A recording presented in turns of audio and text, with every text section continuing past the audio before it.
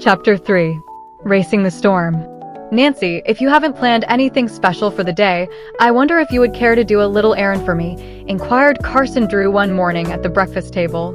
Why, of course, Nancy agreed pleasantly. What is it?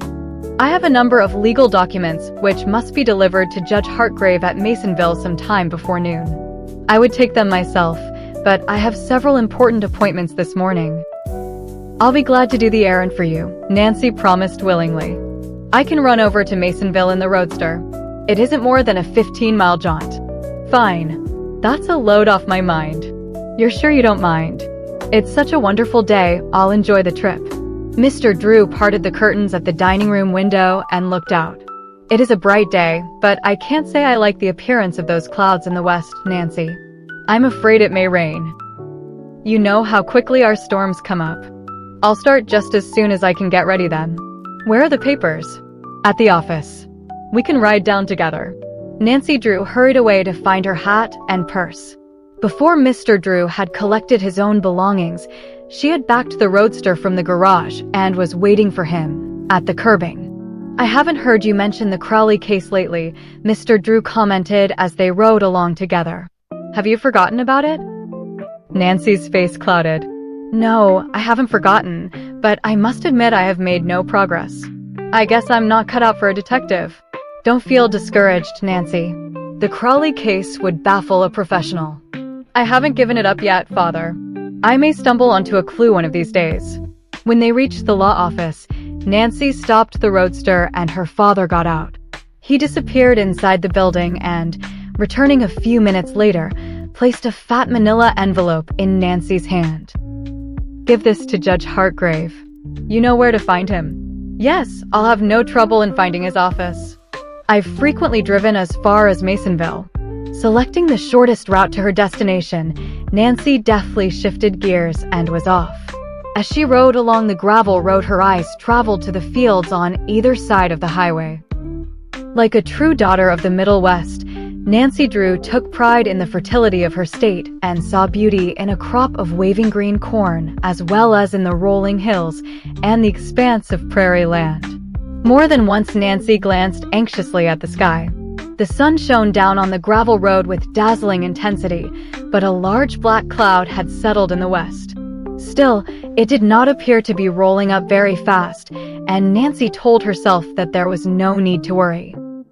It won't rain for an hour or two, and by that time I'll be home, she thought.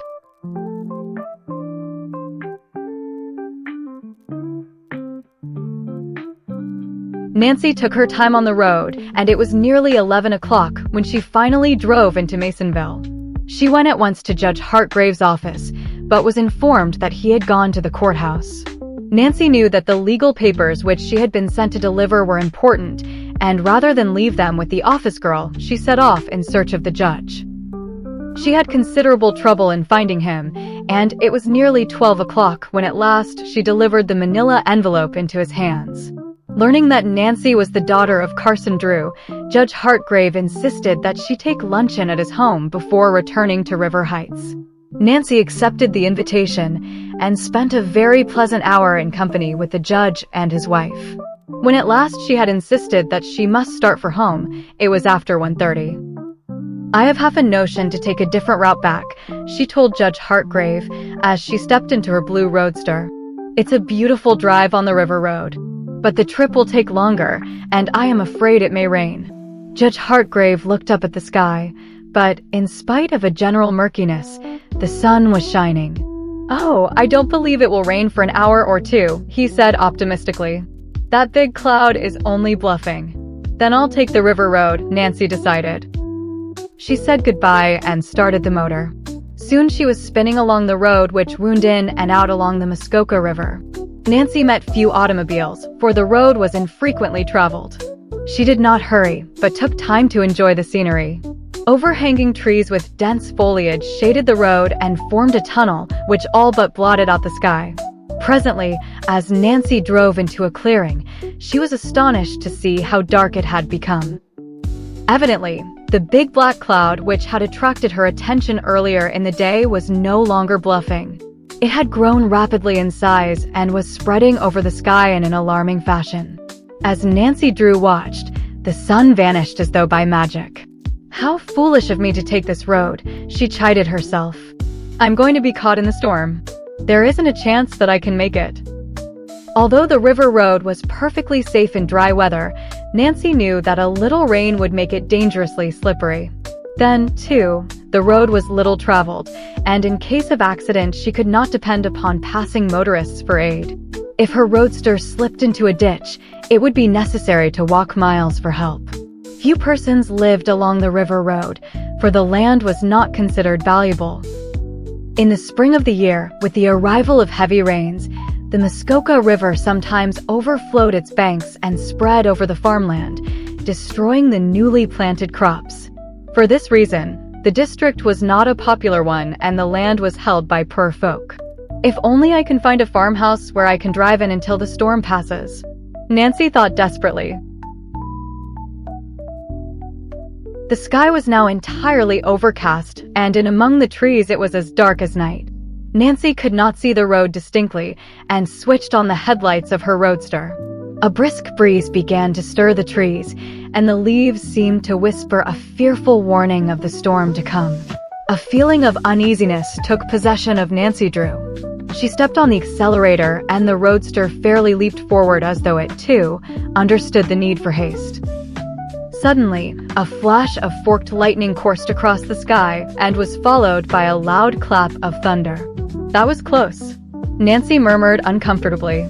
She bent low over the wheel and took the curves as fast as she dared.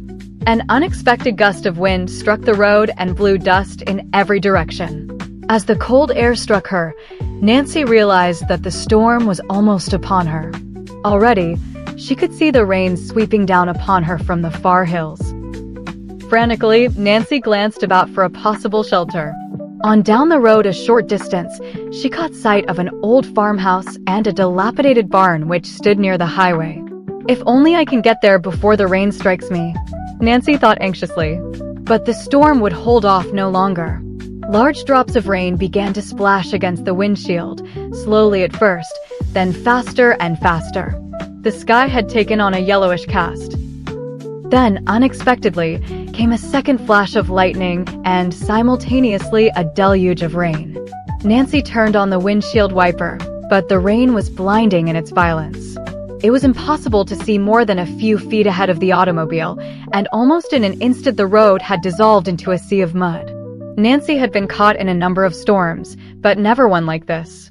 She feared that she would slip into a ditch before she could reach the shelter of the barn. Then, at the side of the road, the barn loomed up, and in relief Nancy saw that the doors were wide open. Without an instant's hesitation, she headed straight for the building and drove in.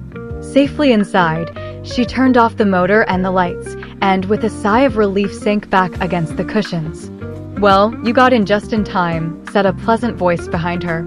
Startled, Nancy Drew turned quickly and saw a girl of her own age regarding her with interest. Even as the stranger spoke, the storm broke in full violence. A cold blast of wind rattled the barn doors and sent a sheet of rain inside. "I beg your pardon," Nancy apologized as she climbed from the roadster. "It wasn't very polite of me to run in here the way I did." "You're more than welcome to the shelter, I am sure," the stranger told her kindly. "I'm afraid we haven't much else to offer." In the semi-darkness, Nancy studied the girl curiously. She had been impressed with her cultured voice and manner, and now she noted that her clothing, while not expensive, was neat and well-made. The girl did not appear to be the daughter of a farmer who would live on this poor land, yet she seemed to fit into her background. "It looks to me as though we're in for a real storm," the girl said and smiled pleasantly. She glanced outside at the pelting rain. "I'm afraid you'll be forced to remain here for some time." "So long as I'm not out in the rain, I don't mind," Nancy replied quickly. "That is, if you don't object." "Object." The girl spoke impulsively. "Oh, you can't understand how eager we are for visitors. Grace and I seldom have a chance to talk with anyone our own age. Sometimes a whole week will go by, and we won't see anyone but the postman." Nancy Drew had a natural talent for unearthing interesting stories, and now a sixth sense seemed to tell her that she had encountered something unusual.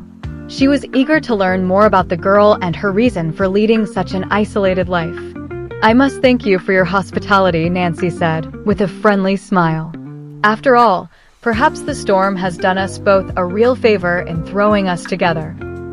At the moment, Nancy Drew little dreamed that the next few hours were to reveal the truth of her polite utterance.